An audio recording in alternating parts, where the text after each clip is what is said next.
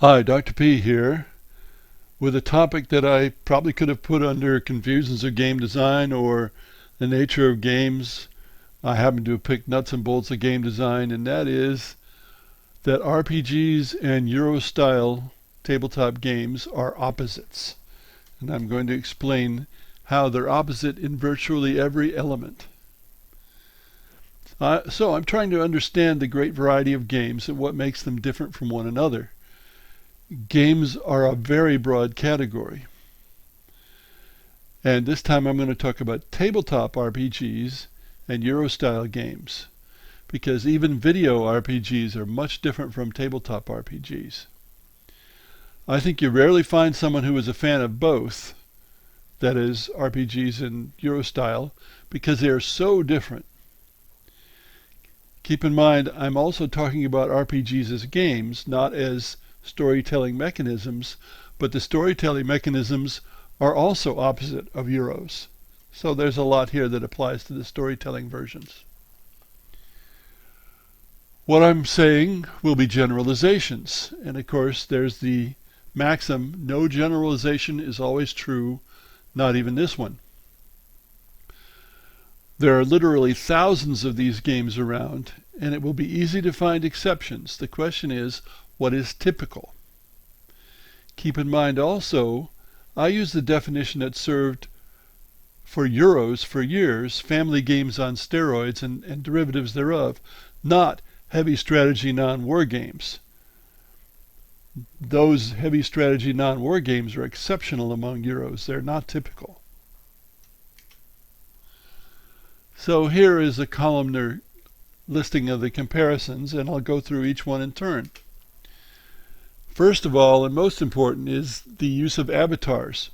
Role-playing games typically use what I call pure avatars. That is, a player has a single piece, which could be a person, it could be a car, it could be a tank, from which all their actions emanate, and which is at risk of death or destruction. In other words, loss. On the other hand, Euro players rarely have a single identifiable role, and when they do, there is no risk of death, nor do all their actions originate with a single piece. And this is an immense difference. It's easy for an RPGer to say, "That's me," and point to their avatar. Euro players can rarely do that, and many of the other differences ultimately come from this contrast. And one of those is that RPGs tend to be personal and Euro-style games tend to be impersonal. And that's not surprising given the use of avatars in RPGs. Euros are surrounded by an aura of civility and restraint. It's as though there was a concerted effort to make them impersonal, and that's quite the opposite from RPGs. And again related, RPGs tend to be intense sometimes and exciting. Euros tend to be laid back and often dry. Euros are meant to downplay the effects of competition. RPGs are not competitive, not exactly.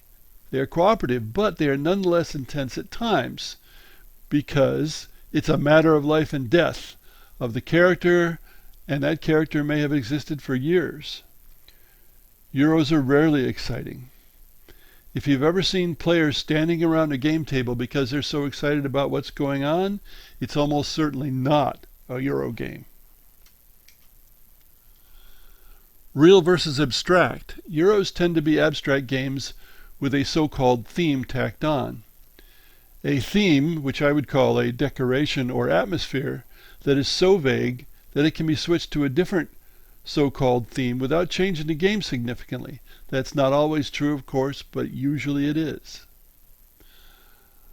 On the other hand, while role-playing games are often fantasy or science fiction, there's still an element of reality in there somewhere.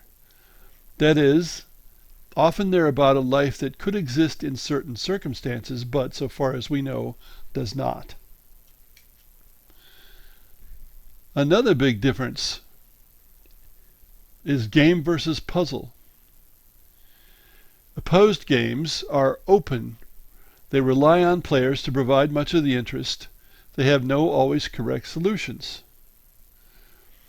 And RPGs fall into this category even though they're usually cooperative games. They're still opposed games because there's a game master providing the opposition. Puzzles and puzzle-like games, like most Euros, are closed. They rely on the designer for most of the interest. They have always correct solutions. You're not really concerned with other players. That's how someone can speed run a single-player video game, because they know the solution. Single-player video games are usually puzzles. Now, politically correct, I'm not quite so sure about. Euros are almost always peaceful. RPGs usually include combat and frequently a lot of combat. Euros are intended to be low-key, polite, and even politically correct. RPGs, not so much. It depends on the group. Length is another difference. Euros were originally fairly short, and you still find people who won't play one that lasts more than an hour. RPGs traditionally were long. 6 to 8 hours wasn't unusual. But this has changed. Nowadays, 2 to 4 hour sessions for RPGs seem to be more common, and some Euros are longer games. 3 hours, 4 hours, something like that. Of course, another difference here is RPGs are often continuing campaigns. The same narrative and same characters involved throughout. Euros, like most board games, come to a conclusion in one session. Cooperative versus parallel competition. Most RPGs are cooperative. Euros are often parallel competitions. Each player is trying to do better than the others, but not having much direct interaction, often none, like many Olympic individual sports. And like hot dog eating competitions and a lot of other things that we might call games, but the players cannot affect each other. Now, having said all that, I admit I like RPGs and I dislike Euros. Your mileage may vary. Thanks for listening.